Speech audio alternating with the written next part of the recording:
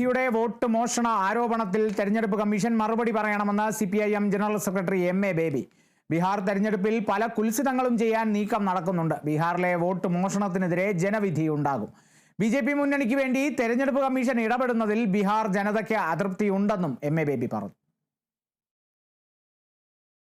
പതിവ് പോലെ ഒഴിഞ്ഞുമാറുന്നതിന് പകരം ഇലക്ഷൻ കമ്മീഷൻ കൃത്യമായി ഉന്നയിക്കപ്പെട്ട പ്രശ്നങ്ങൾക്ക് ഓരോന്നിനും മറുപടി നൽകണം. ഉത്തരവാദപരമായിട്ടൊരു പ്രതികരണമാണ് ഇലക്ഷൻ കമ്മീഷൻ്റെ ഭാഗത്തു നിന്നുണ്ടായത്. ഇന്ത്യയിലെ ഇന്നത്തെ ഏറ്റവും വലിയ പ്രശ്നം ഇലക്ഷൻ കമ്മീഷനെ പോലുള്ള ഭരണഘടനാ സ്ഥാപനങ്ങൾ തന്നെ ഭരണപക്ഷത്തിൻ്റെ ഉപകരണങ്ങളായിട്ട് ഡിപ്പാർട്ട്മെൻറ്റുകളായിട്ട് പ്രവർത്തിച്ചുകൊണ്ടിരിക്കുകയാണ്.